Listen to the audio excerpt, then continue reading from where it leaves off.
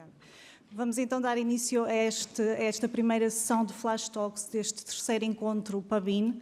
É uma das sessões do encontro que acho que são mais interessantes porque inclui a partilha de experiências e de iniciativas de toda a comunidade PABIN e que, portanto, será do interesse de todos ouvir o que há de novo e que cada revista, a experiência de cada revista.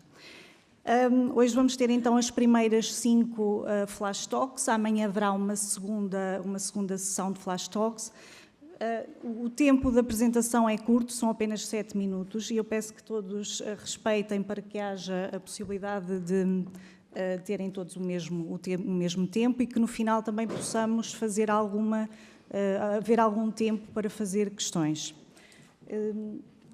Sendo assim, sem mais demoras, eu passo então a palavra à primeira apresentação, que é o Rui Moreira.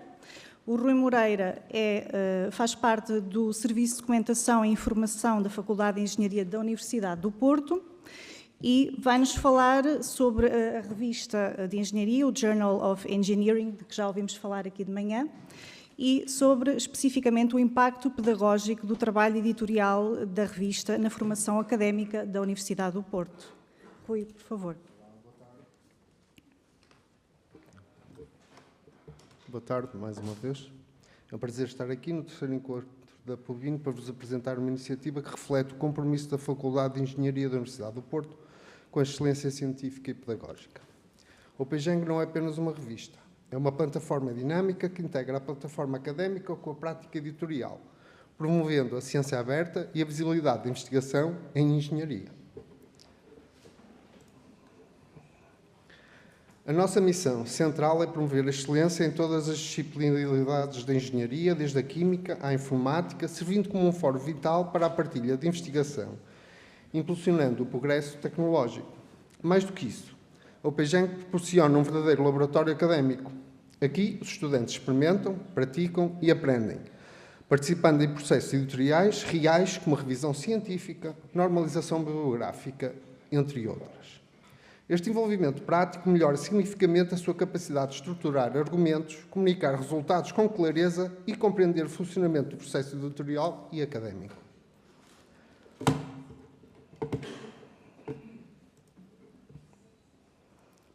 No âmbito pedagógico, o PEGENG valoriza a formação em engenharia da FIL, transformando o conhecimento desenvolvido em contexto educativo e de investigação em contributos científicos reconhecidos e acessíveis globalmente.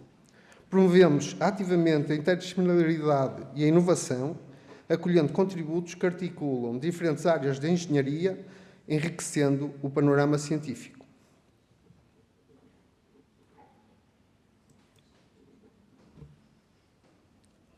O nosso workflow editorial espelha rigor e eficiência. Inicia-se com submissão e triagem, onde os editores realizam uma validação preliminar de enquadramento e qualidade. As submissões selecionadas seguem para uma revisão single-blinded, rigorosa, com pelo menos 2 revisores anónimos. Após as rondas de revisão, os artigos aceitos são publicados em regime de publicação contínua e registados no DOI na plataforma Crossref, garantindo a sua acessibilidade e citação. A integridade científica é um princípio fundamental para a PEGENG. Adotamos rigorosamente as diretrizes do COP, Committee on Publication Ethics, assegurando que todos os processos editoriais cumprem as melhores práticas internacionais de transparência e responsabilidade ética. Para garantir a originalidade e o mérito académico, implementamos o software Turnitin para a detecção sistemática de plágio em todos os trabalhos, assegurando um registro académico fidedigno e transparente. Alinhando-nos com as melhores práticas internacionais, operamos sob o modelo Golden Open Access, oferecendo acesso imediato e gratuito a todos os nossos conteúdos. Isso democratiza o acesso ao conhecimento técnico, permitindo que a investigação alcance audiências globais sem barreiras. Através da licença Creative Commons Attribution 4.0 CC BY, os autores mantêm os seus direitos, permitindo que o trabalho seja livremente partilhado, copiado e adaptado, desde que a autoria original seja devidamente atribuída. O nosso indicador, para 2 anos, demonstra o crescente impacto da revista. Uma diferença marcante da revista UPJang é a sua integração em cursos de escrita científica, onde estudantes de pós-graduação recebem formação prática sobre o processo editorial, e esta ligação entre ensino e publicação real permite uma iniciação mais suave e académica à próxima geração de investigadores que se proponham a publicar estudos científicos. Sob a orientação de bibliotecários e professores, os alunos aprendem as nuances da ética na publicação, gestão de referências e resposta a revisores. O papel dos bibliotecários é fundamental na publicação académica. Os estudantes participam ativamente na preparação e submissão de manuscritos, contribuindo para um fluxo constante de conteúdos de qualidade e relevância técnica. A referenciar que hoje, da parte da manhã, o Luís abordou muito mais em pormenor, o Dr. Luís, da Faculdade de Engenharia, que ajuda na revista da UPJang, explicou muito melhor como é que se fazia todo este processo que eu vou falar agora. Portanto, quem esteve presente, de certeza que vai compreender melhor. Mas isto é, para assegurar uma primeira triagem de qualidade dos artigos e excelência dos mesmos, introduzimos as APCs. Estas taxas atuam como um moderador, promovendo a submissão de trabalhos de elevada qualidade e contribuindo para a seleção rigorosa dos artigos. As APCs ajudam a cobrir o ciclo de vida do artigo, incluindo a gestão das revisões por pares, edição profissional, hospedagem na plataforma OJS e arquivamento digital.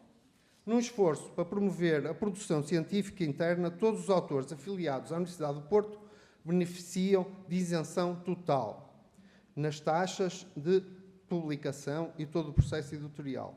Para os restantes, o valor de 250 € foi aplicado para 2026, como falado de manhã, com desconto de 50% do valor total de 500 €. A UPJang está consolidada no quartil em Engineering Miscellaneous, o assunto, do Shimago Journal Rank SJR, com um index de 8, o que demonstra o nosso crescente prestígio no panorama científico. Garantimos máxima descoberta através da nossa presença em bases de dados como Scopus, DOAS, Crossref e OpenAir. Cerca de 14,29% dos nossos artigos contam com uma coautoria internacional. Isso demonstra a nossa ampliação e o nosso impacto no mesmo processo editorial global.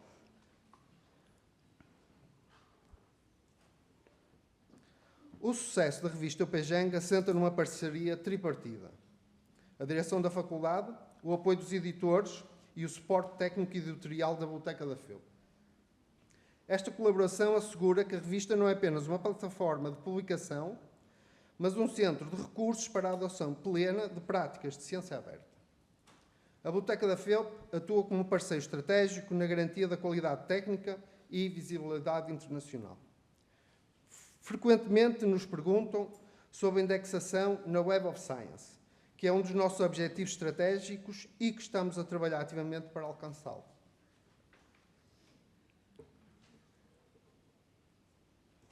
Rui, mais 1 minuto. O futuro da UPJang passa pela adoção contínua de novas tecnologias de apoio à edição, incluindo a melhoria de interoperabilidade de metadados e a implementação de ferramentas avançadas de XML para publicação em multiformato. Um dos nossos objetivos estratégicos é a expansão da rede internacional de revisores e a atração de autores de topo mundial, consolidando a posição da revista como uma referência europeia em engenharia. A nossa visão é tornar a UPJang uma referência global de qualidade e acessibilidade, unindo rigor técnico de engenharia com a agilidade das plataformas digitais para enfrentar os desafios da comunicação científica do século XXI. E, não passando os meus 7 minutos, penso eu, termino e agradeço.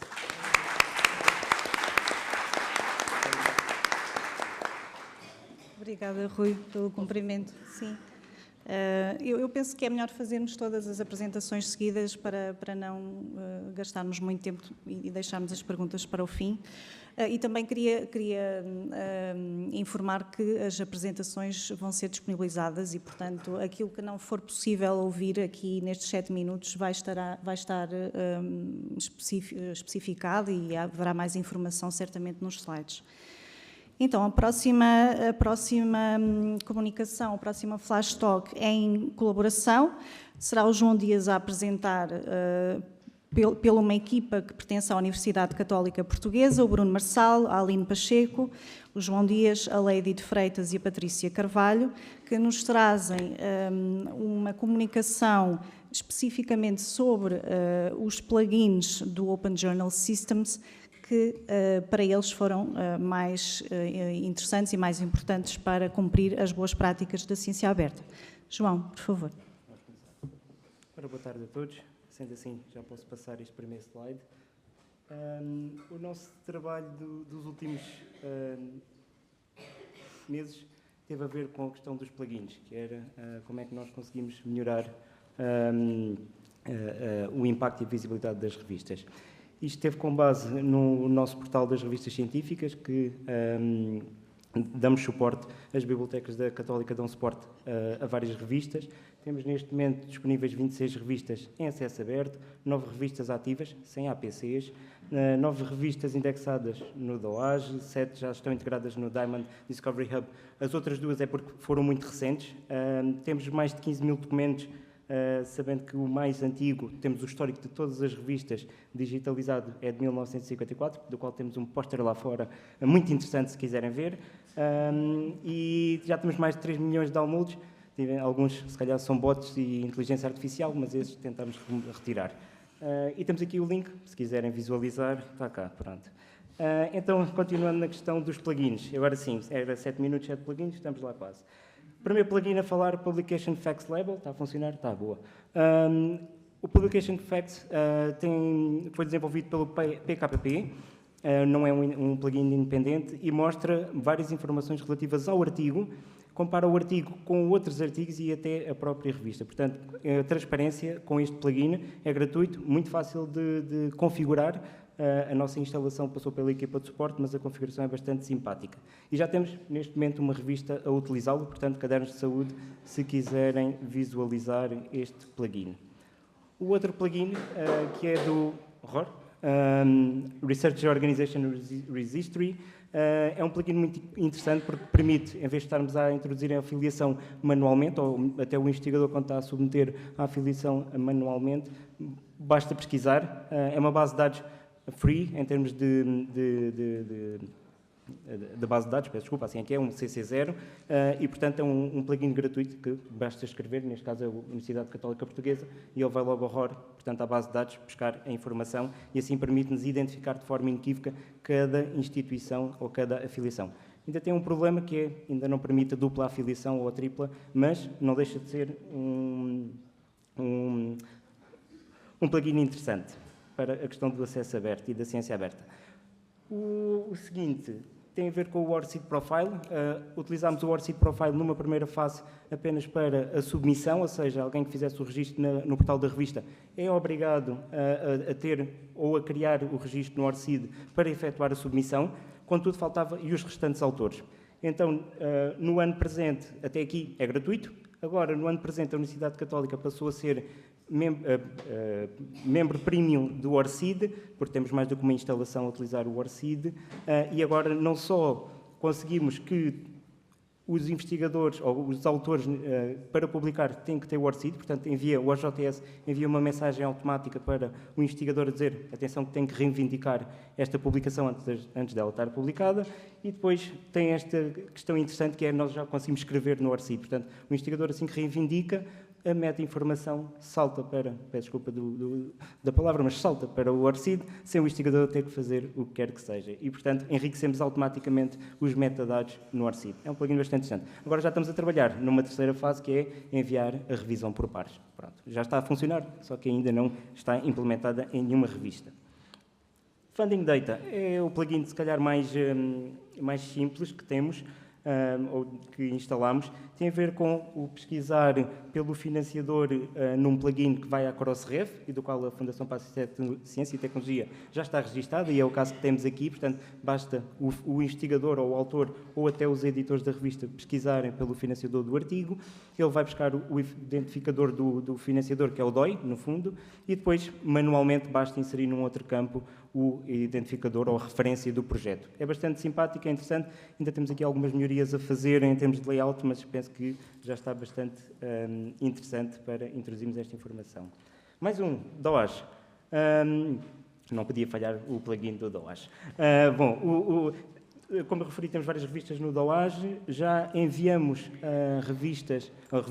já enviamos metadados de artigos para o DOAGE, portanto não nos basta só ter uma revista indexada ou registada ou aceita pelo DOAGE, o que nos interessa é que os metadados naveguem. E, portanto, todas as nossas revistas, aquelas 9, já enviam metadados para o DOAGE. Isto é interessante porque não só envia o resumo, o título, de forma automatizada, portanto nós não temos que fazer nada.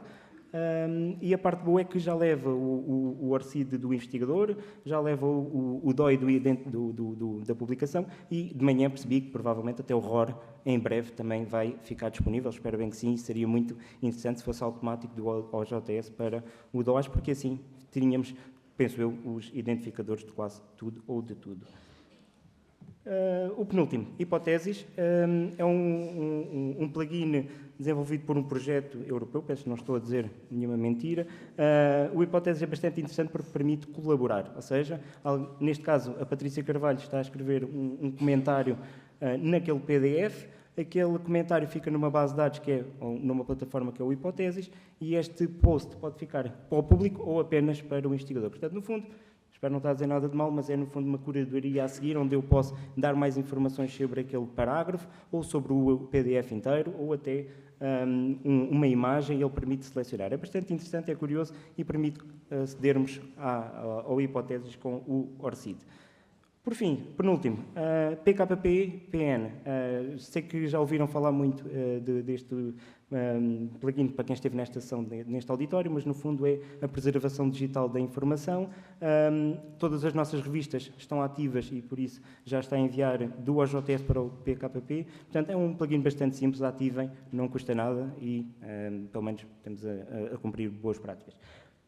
Porque só já tenho mais 25 segundos.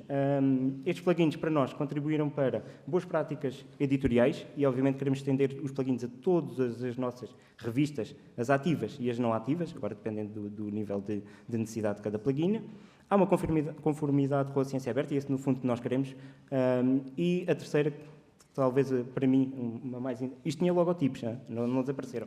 A última, mais interessante, tem a ver com a visibilidade e interoperabilidade, que é, nós queremos dar impacto, nós queremos dar visibilidade aos nossos artigos, queremos interoperabilidade. Nós não queremos que o nosso OJS seja mais um silo no meio de milhares de silos neste ecossistema. Nós queremos que a nossa informação viaje e navegue por todos os perfis. E muito obrigado a toda a equipa e obrigado.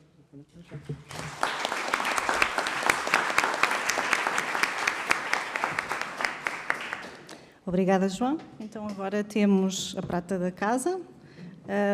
A Daniela Pinto vai-nos falar sobre a experiência da transição da revista de enfermagem referência para o Open Journal Systems, e neste caso temos também uma flash talk em colaboração pela Daniela Pinto, pela Susana Oliveira e pela Teresa Barroso.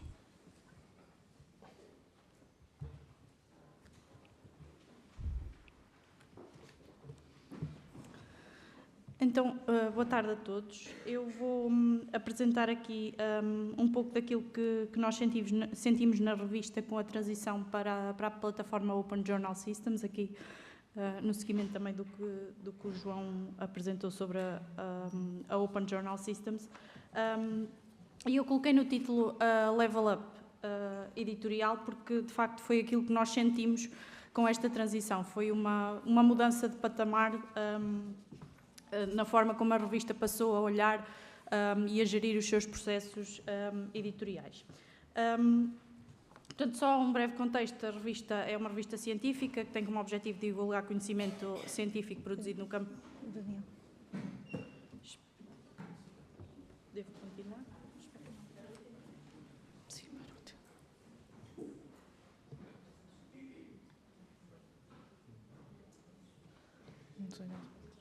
alguma coisa?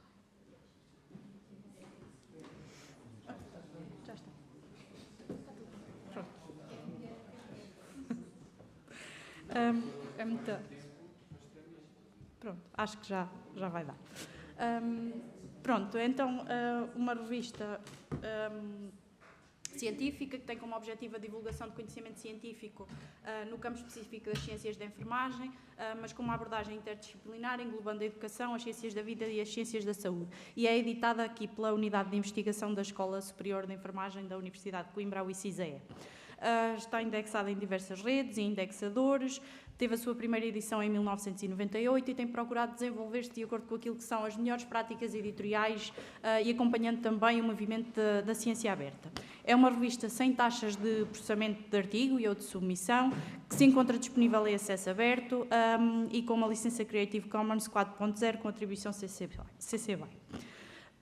O processo de gestão editorial da revista de enfermagem em referência é totalmente automatizado, portanto, entre 2010 e 2022, através de uma plataforma online de desenvolvimento próprio, desenvolvida aqui pelos serviços de informática da nossa escola, e a partir de 2023 a revista transitou então para Open Journal Systems.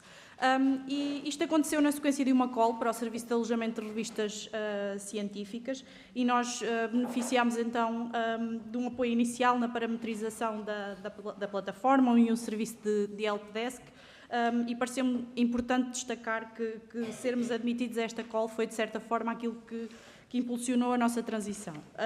Porque nós já há alguns anos que andávamos a analisar esta possibilidade de mudar de plataforma, sobretudo pela transparência que nós queríamos ter para o exterior e que por ser uma plataforma proprietária não tínhamos essa transparência para o exterior e, portanto, quando surgiu a call que nós decidimos arriscar e dar esse passo e, uma vez mais, não há palavras suficientes para agradecer à Pabin todo o apoio que nos tem dado.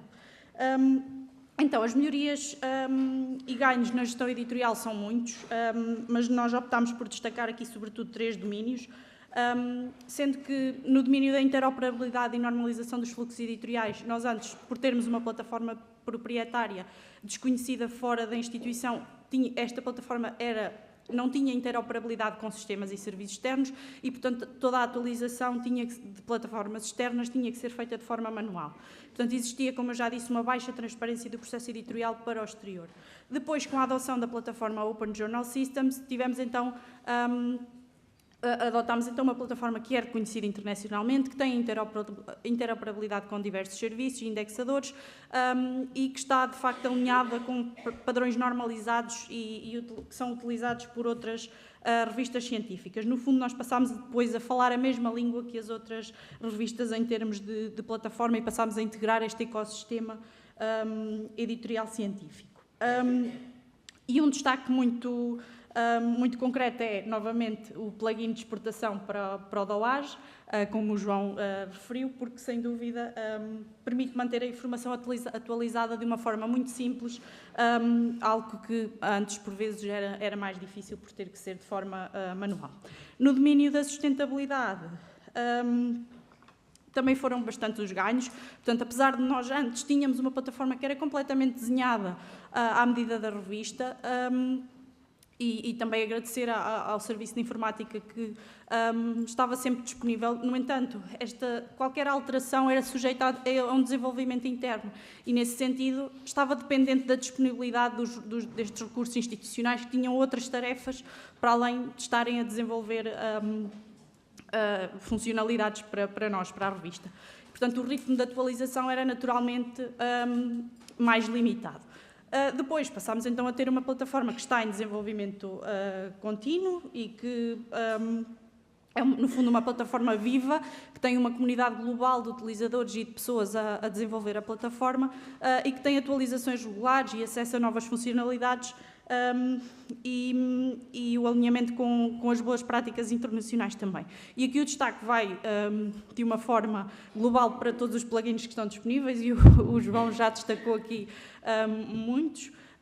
Mas pronto, só dizer que antes, sempre que nós precisávamos de uma funcionalidade nova, nós tínhamos que pedir que a desenvolvessem, e agora, quando percebemos uma necessidade, quase de certeza que já existe um plugin desenvolvido para isso.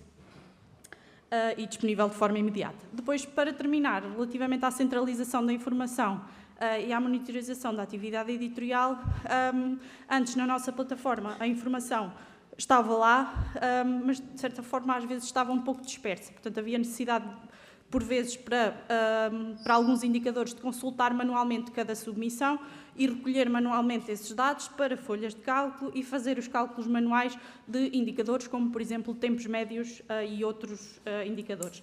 Portanto, isto exigia um elevado esforço para obter uma visão global da atividade editorial. Depois, com a transição então para o Open Journal System, há uma centralização da informação numa secção designada estatísticas, a automatização destas estatísticas, há um cálculo mais automatizado, que permite um acesso mais imediato e uma visão mais geral que permite até algum suporte ao planeamento e à tomada de decisão editorial. E aqui, neste caso, o destaque vai naturalmente para a secção de estatísticas que tem relativa a artigos, mas neste caso para a secção de estatísticas da atividade editorial. Pronto, e para terminar, dizer só que, de facto, a adoção, a transição para a plataforma OJS constituiu um avanço decisivo para a transparência, o controle, a regulação e a avaliação da revista, que já existiam, mas que não eram visíveis externamente, e destacamos naturalmente a conquista no domínio da interoperabilidade, potenciando assim o desenvolvimento e alcance da revista de enfermagem de referência. Obrigada.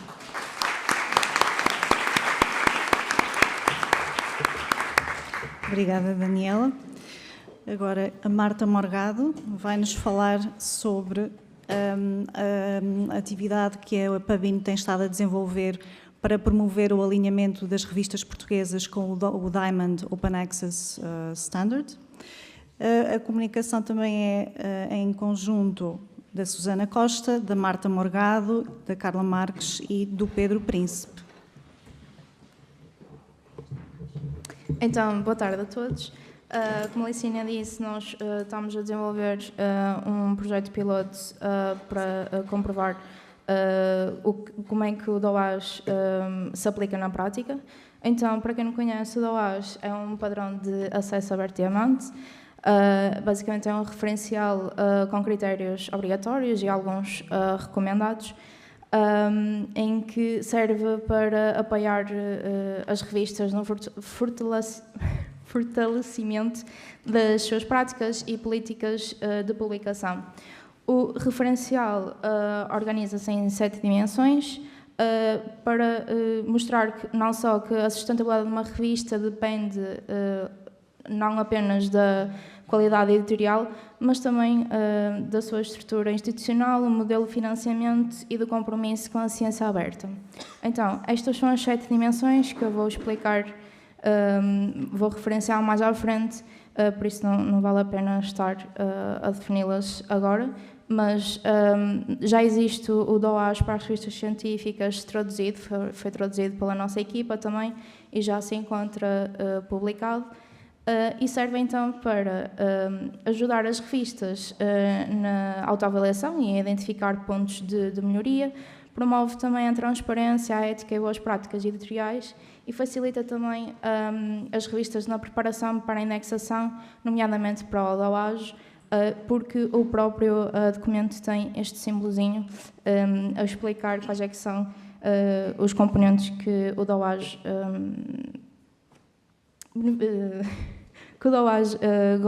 prefere em termos de políticas. Então, este projeto piloto vem também pelo facto de que o PABIN é o Centro Nacional do EDCH e o próprio EDCH, que vai ser explicado mais à frente, tem o Diamond OA Standard, que é um dos serviços que eles oferecem, e ele tem também uma ferramenta de autoavaliação, mas que nós achamos que era muito binário de respostas de sim ou não e não havia muito como as revistas desenvolverem as suas respostas, então nós criamos uma metodologia diferente e os nossos objetivos são basicamente verificar a compatibilidade das revistas com o DOAS, com vista à implementação de ações de melhoria e medidas corretivas, e também testar a adequação e a potencialidade do instrumento face à realidade das revistas portuguesas. Então, a nossa metodologia baseou-se na seleção de 6 revistas, em que apenas 4 aceitaram e participaram neste piloto. O questionário também foi estruturado no Lime Survey e foi dividido em 2 fases. A primeira fase já está completa, já temos as respostas, e a segunda fase ainda está em curso até ao final do mês. Como eu disse anteriormente, a ferramenta de autoavaliação que o EDCH oferece tem respostas muito binárias, então nós constituímos 3 tipos de respostas possíveis. O primeiro é o tal sim implementado e não implementado.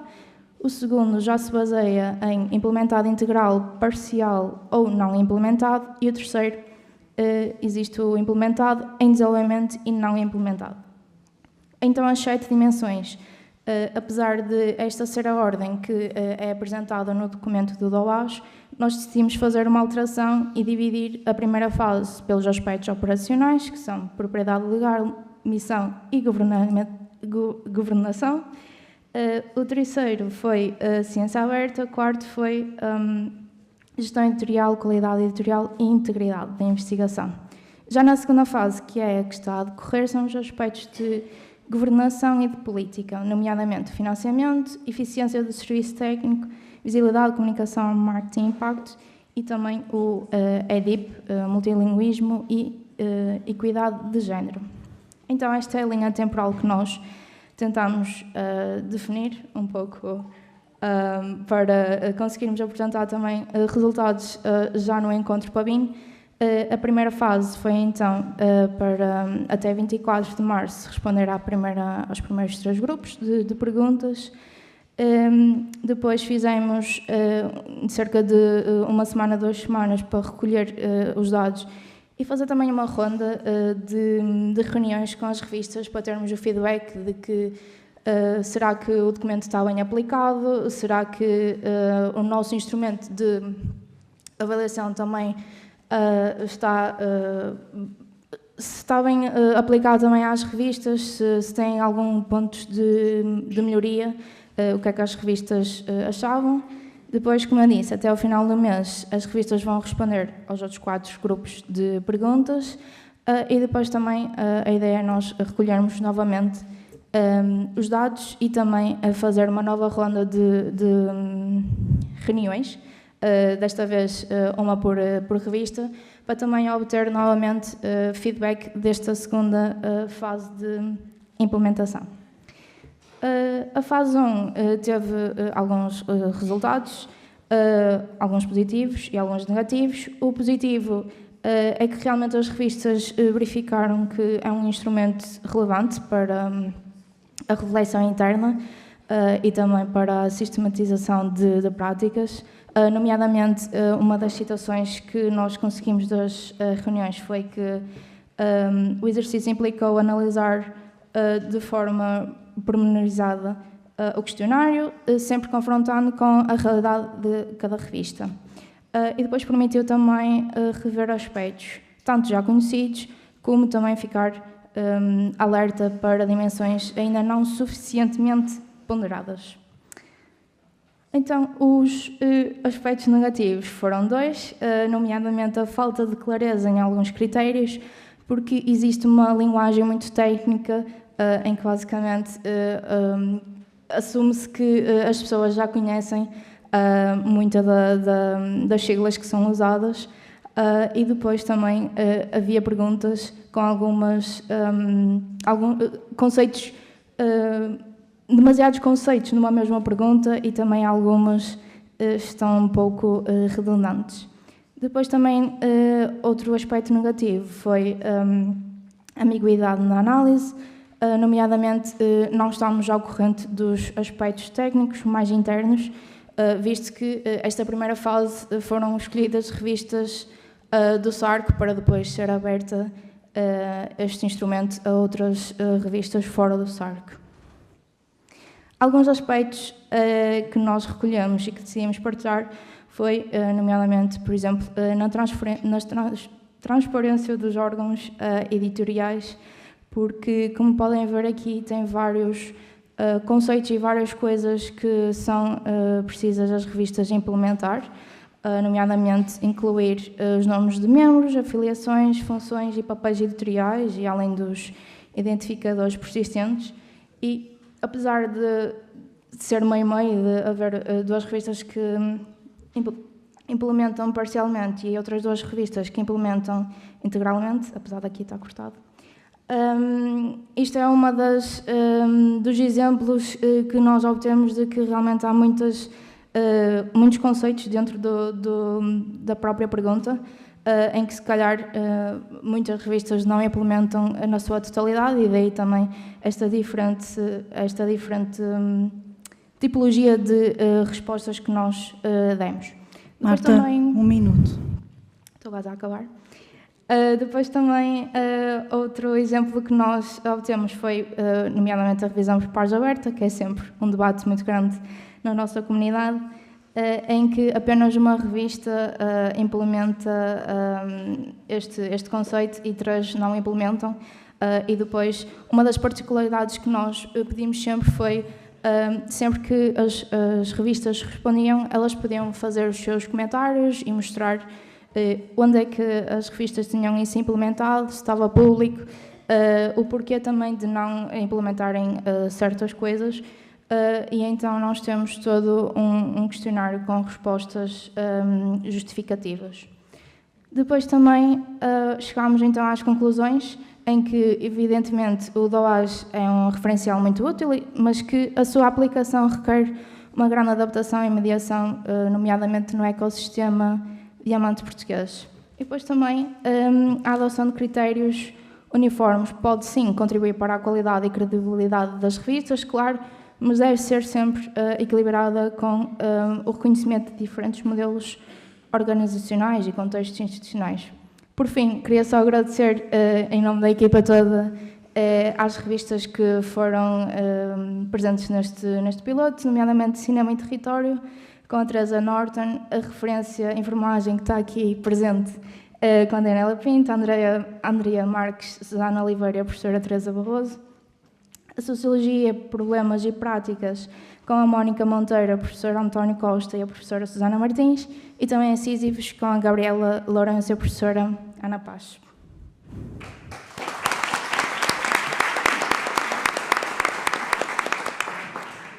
Obrigada, Marta. Passamos então à última comunicação desta primeira sessão de Flash Talks. Ana Luísa Fernandes vai nos apresentar uma comunicação sobre a revista do Centro de Linguística da Universidade do Porto e especificamente sobre o papel da divulgação na promoção de uma revista científica feita por estudantes e para estudantes, que é o caso desta revista. A comunicação é em conjunto da Ana Luísa Fernandes e da Vanessa Anacoreta. Boa tarde. Antes de mais, gostaria de agradecer à Comissão Organizadora por ter aceitado o nosso trabalho e então, sem mais demoras, vou passar a apresentar a nossa revista. A revista Elingup é uma revista eletrónica de linguística com publicação semestral e está organizada por e para estudantes em Ciência da Linguagem. Tem o apoio do Centro de Linguística da Universidade do Porto, da Faculdade de Letras da Universidade do Porto e da FCT. Está indexada às seguintes bases de dados, motor de busca e diretórios, e o público-alvo são os estudantes do primeiro, segundo e terceiro ciclos de universidades nacionais e internacionais. Com isto quero dizer que tanto os membros da equipa editorial, à exceção da sua diretora, como as pessoas que podem ser autoras de artigos que sejam publicados nesta revista, têm de ser obrigatoriamente estudantes.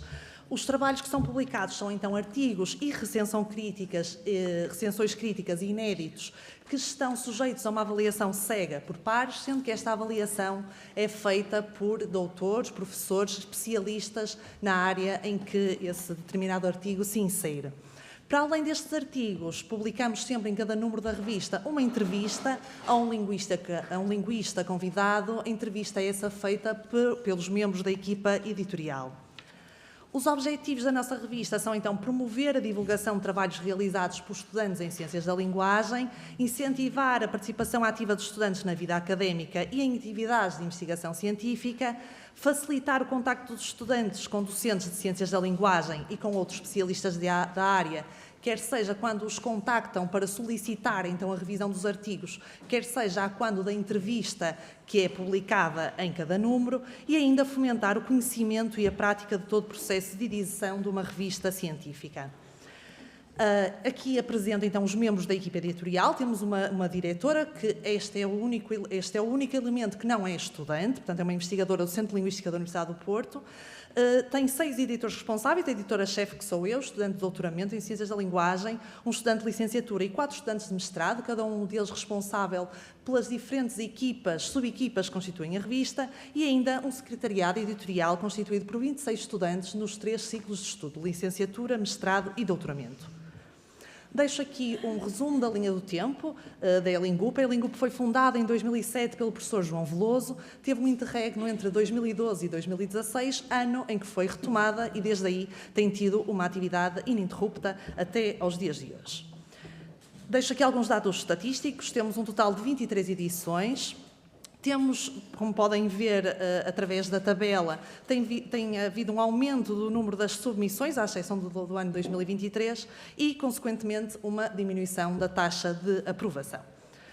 O perfil dos autores também tem vindo a mudar desde 2018, são os dados que trago aqui, são desde 2018.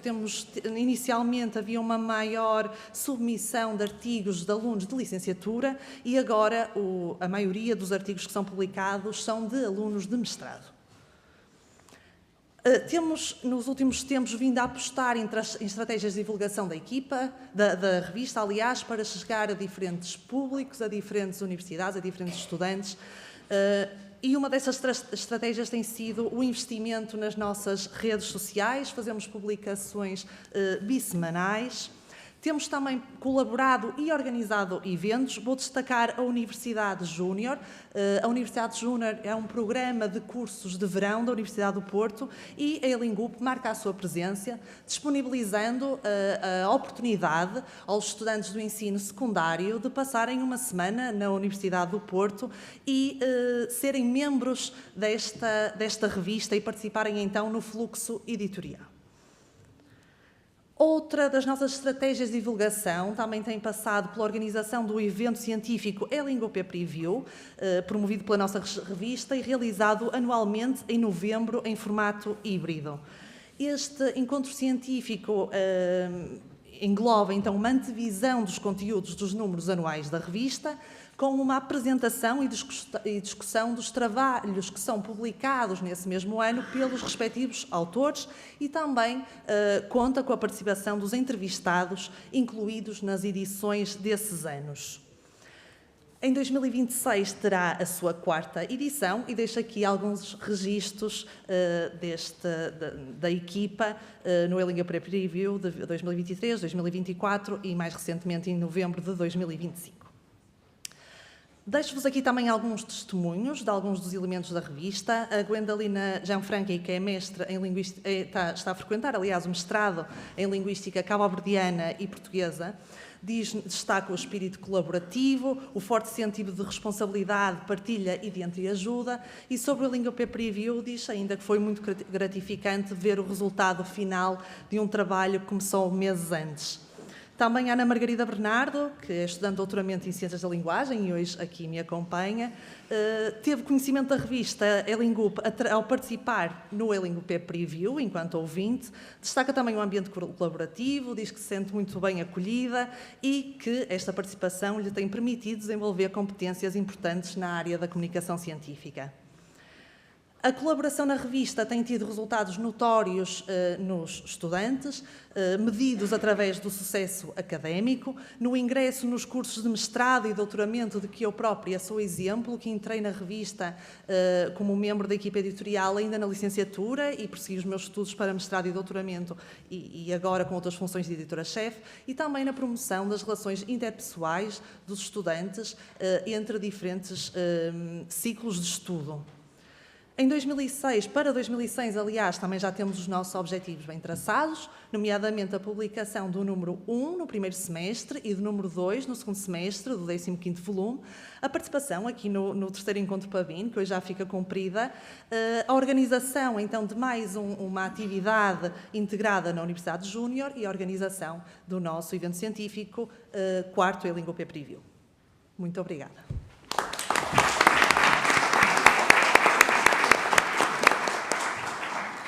Obrigada, Ana Luísa.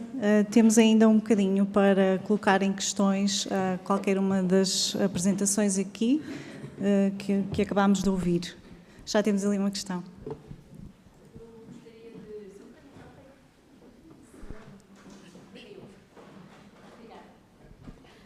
Virgínia Ferreira, da revista Execo. Eu gostaria de agradecer a partilha de conhecimentos e experiências a todos, que são extremamente úteis para quem está a querer planear desenvolvimentos, etc., da sua própria revista.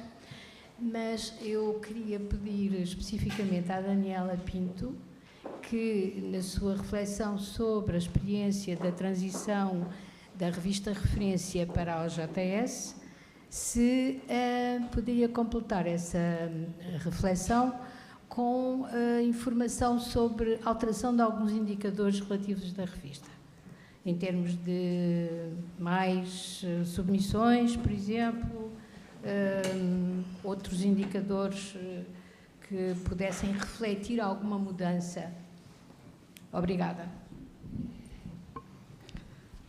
Sim, obrigada pela questão. Sim, o número de submissões foi, de facto, um indicador que teve aqui alguma alteração. Verificaram-se,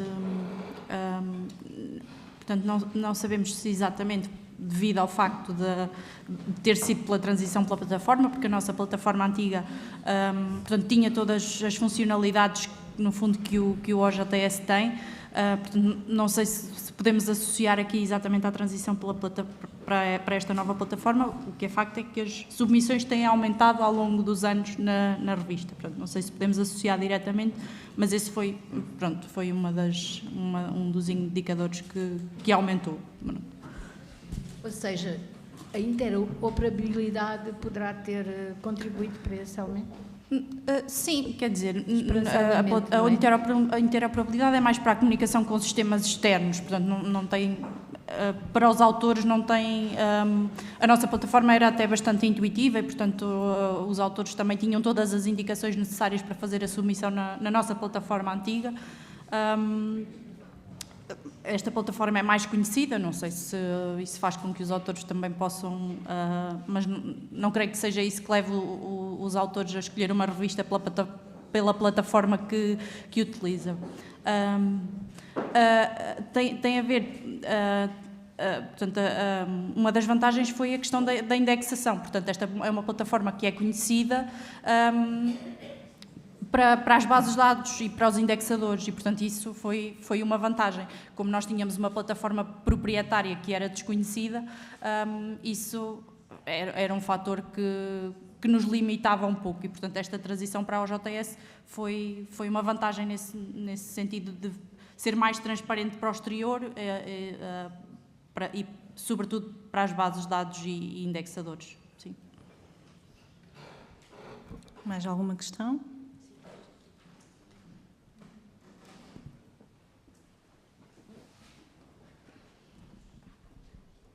Boa tarde, meu nome é Susana Germel, Universidade de Coimbra, e, em boa verdade, eu gostava de colocar aqui duas questões e agradecer a esta sessão de Flash Talks, que foi muito interessante. A primeira questão é para o colega Rui Moreira, que eu gostava de saber se, de facto, existiu algum entrave na indexação da revista Web of Science.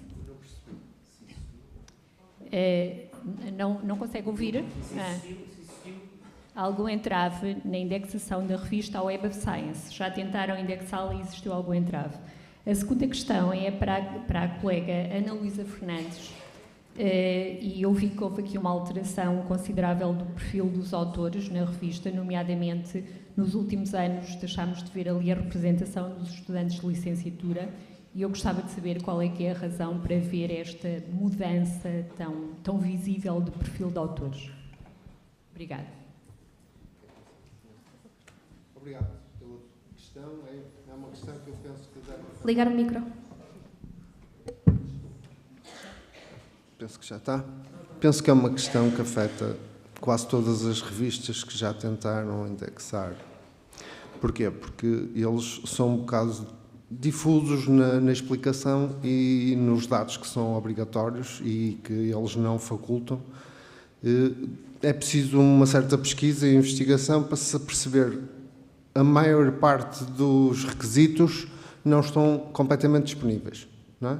Portanto, só ao fim de alguns tempos de tentativas é que vamos percebendo exatamente o que é preciso e mudamos, voltamos a tentar.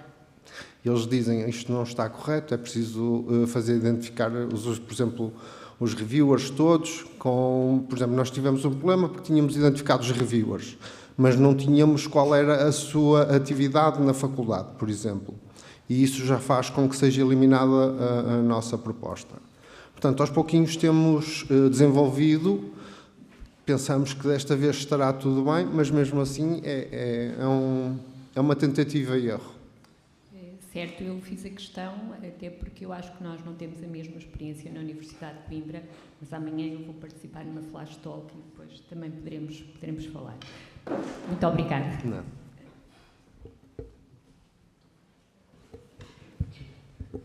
Muito obrigada pela questão. Eu acho que tem que ver com dois fatores. O primeiro fator está relacionado com o facto de termos tido um aumento do número de submissões e então o perfil portanto, a aceitação ter ficado mais exigente e por isso a taxa de aprovação ter diminuído e, consequentemente, portanto, os trabalhos que são rejeitados são os trabalhos dos alunos de licenciatura, porque geralmente são mais imaturos e eu diria que um dos principais fatores é esse. Mas não só, eu acho que também está estritamente relacionado com os métodos de avaliação que os próprios professores têm usado na licenciatura, que cada vez mais têm feito testes, ainda para mais agora com o advento da inteligência artificial e tudo mais, e então a avaliação tem sido feita mais por testes em licenciatura e então os alunos ficam sem trabalhos para submeter, porque geralmente os trabalhos que são submetidos são trabalhos que são feitos para as disciplinas e não havendo esses trabalhos, os alunos também já não os fazem de forma recreativa. Já no mestrado, o método continuam a ser a submissão de artigos científicos. Portanto, a submissão quer dizer a avaliação de artigos científicos feitos por estudantes que eles depois, consequentemente, submetem à revista, muitas das vezes estimulados pelos próprios professores. Portanto, eu atribuiria estes dois fatores como a razão pela qual o perfil de autores da revista tem vindo a mudar. Mais alguma questão?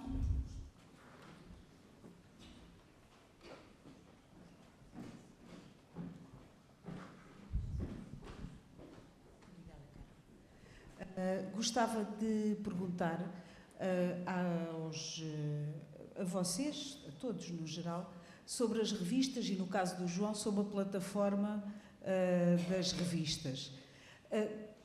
Muito brevemente sobre o uso da inteligência artificial, isto é difícil de fazer brevemente, mas se já introduziram alguma, não é utilização pela vossa parte, mas é algumas informações aos autores, especificamente sobre o uso de inteligência artificial.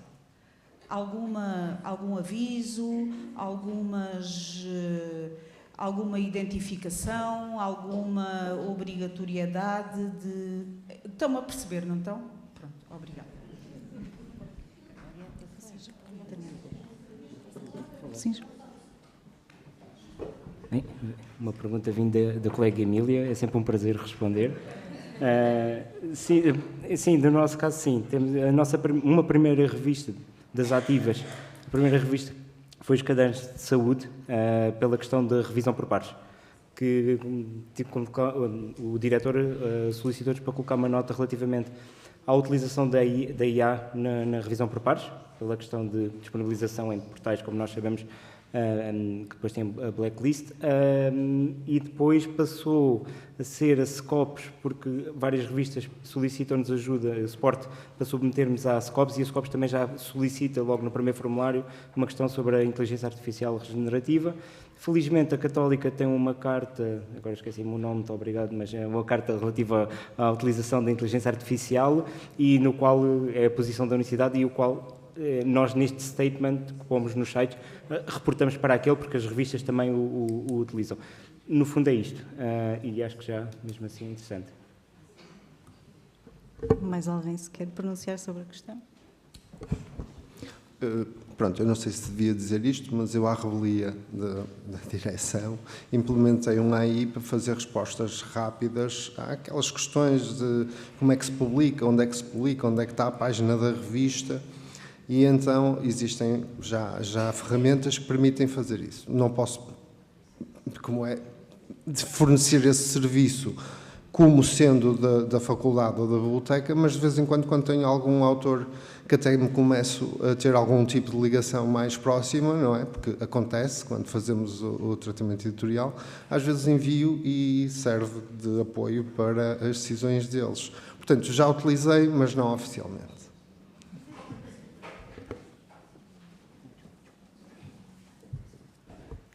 Bem, eu não vou falar por parte de uma revista, mas sim, eu trabalho também na minha editora e nós temos a comunidade prática de editores e aquilo que nós fazemos, nomeadamente foi na segunda, na terceira reunião, questionar-nos como é que se podia fazer a questão da política de inteligência artificial e como é que podiam combater este problema agora. E nós damos exemplos de políticas e também na minha editora, na parte das revistas, nós fornecemos o Authenticate. Claro que é um número reduzido de validações para cada revista e as cotas não dão para muitos números, mas eles têm uma parte lá que infelizmente só funciona para artigos em inglês e espanhol, daquilo que as nossas revistas publicam, e no próprio Authenticate tem uma parte em que refere qual é que é a quantidade de inteligência artificial usada no artigo, mas tem as suas limitações também, porque para além dos idiomas aceitados, acho que só permite até um X número de páginas e um X número de caracteres, que não sei de cor, mas também não... São essas as questões que nós podemos fornecer aos editores. Nós, na revista de Enfermagem e Referência, no ano passado apresentámos uma flash talk com as recomendações para autores, editores e revisores que estamos a implementar, portanto, que integramos nas nossas políticas editoriais, portanto, também pode ser útil. Algumas recomendações gerais, como aqui a questão de recomendação de não submissão dos artigos para revisão a questão em revisão por pares, neste caso uma recomendação para os revisores, porque não sabemos exatamente onde vão parar esses artigos e aqui por questões éticas também. Portanto, essa é uma das recomendações, mas o ano passado apresentámos uma flash talk e depois também podemos falar um bocadinho mais sobre isso, mas integramos nas nossas políticas editoriais recomendações para autores, revisores e editores. As apresentações do encontro do ano passado também estão disponíveis no site. Pedro, temos de terminar? Ok. Ainda temos mais uma curta sessão de pósteres em 1 minuto. E obrigada a todos.